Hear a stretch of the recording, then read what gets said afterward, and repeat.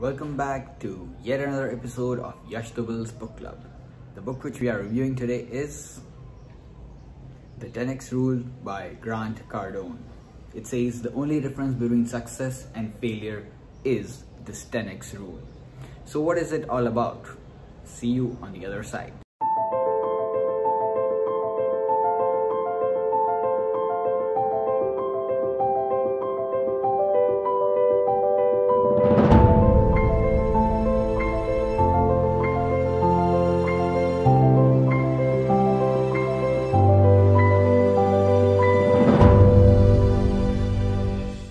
This book is about, let's say, whatever you want to do in life. Making money, finding a life partner, or achieving the dream body you want to have.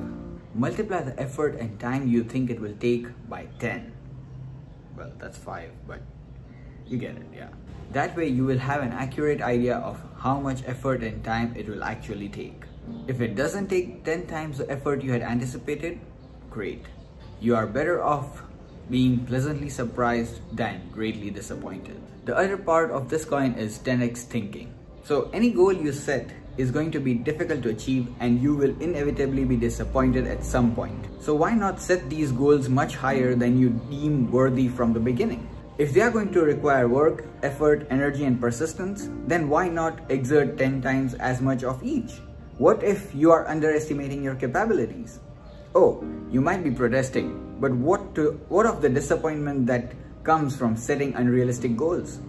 Take just a few moments to study history, or even better, simply look back over your own life. Chances are that you have more often been disappointed by setting targets that are too low and achieving them, only to be shocked that you still did not get what you wanted. Another school of thought is that you shouldn't set unrealistic goals, because they might compel you to give up when you realize you can't reach them. But wouldn't coming up short on a 10 times target accomplish more than coming up short on 1/10 of that goal? Let's say that my original aim was to make $100,000, which I then changed to $1 million. Which of these goals would you rather come up short on? Obviously, it feels better to fall short on a massive goal rather than falling short on a mediocre one. Forget the idea that there is a ceiling on the amount of success you can achieve. The author talks about 3 rules of success.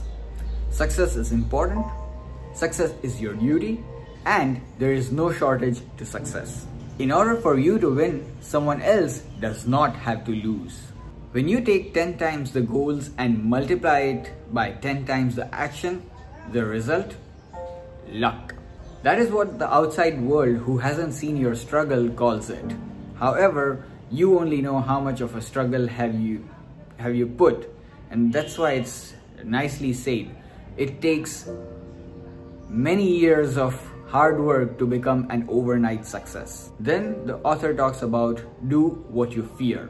This I feel is very important a part of this book. Fear is a great indicator on what you should focus. An absence of concern signals that you are only doing what is comfortable, and that will only get you more of what you already have. Fear stands for false events appearing real. Use this frequently avoided feeling as a green light to what you actually should be doing. Then the other thing he talks about is don't compete, dominate. We have all heard about the story of the tortoise and the hare. The lesson is that the tortoise wins because he is consistent, whereas the hare loses because he rushes, gets tired. But what if there was a third player who had the same steadfastness of a tortoise and the speed of the hare? He would outdo everyone and be way ahead of the competition. So what does the author say? Most of society discourages the all-in mentality because we are taught to play it safe and not to put everything at risk. We are encouraged to conserve and protect ourselves from losses rather than to go for the big payoff. The giants on this planet are willing to make the big plays. This mindset is yet again based on the myth that your energy, creativity, and efforts are material things with limited quantities that cannot be replaced. There are certain things in life that have limits, but you don't unless you impose limits on yourself. It is vital that you get your head completely reworked about taking action and that you understand that there is no limit to how many times you can continue to take action. You can fail or succeed as many times as you want and then do it over and over again. Also, you can't ever hit it out of the park if you don't initially make contact and swing for the fences. And you will never hit it big if you don't discipline yourself to be all in when you don't take action. It's always intriguing to me that when people start saving money, they immediately begin saving everything else, almost automatically. It is as though the mind is unable to distinguish between saving paper bills or numbers in the bank and conserving energy, creativity, and effort. The whole world held back in its expenditure of both dollars and effort while just a few people expanded. Who do you think came out on top? People have asked me how and why I decided to expand when things were so uncertain. My answer to them was, I would rather die in expansion than die in contraction. I would rather fail pushing forward than in retreat. When I finished college, I got a full-time sales job rather than taking a position in the area in which I had received my degree. Within a couple of years, my sales results had taken me to the top 1% of all the salespeople in that industry and way ahead of the people with whom I worked directly. And if you think they did not criticize me, well, think again.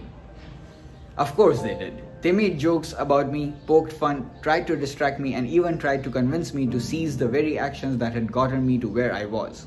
That is what lower performers do. They make others wrong for doing what is necessary in order to make themselves feel okay about doing nothing. The highest performers, the winners, respond by studying successful people and duplicating success. They train themselves to reach top performers' levels because the lower performers are not willing to step up and take responsibility to increase their production. They can only seek to tear down those who are performing at higher levels.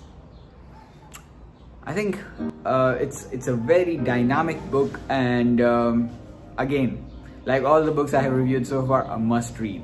See you next week. I hope you liked it. Cheers, take care.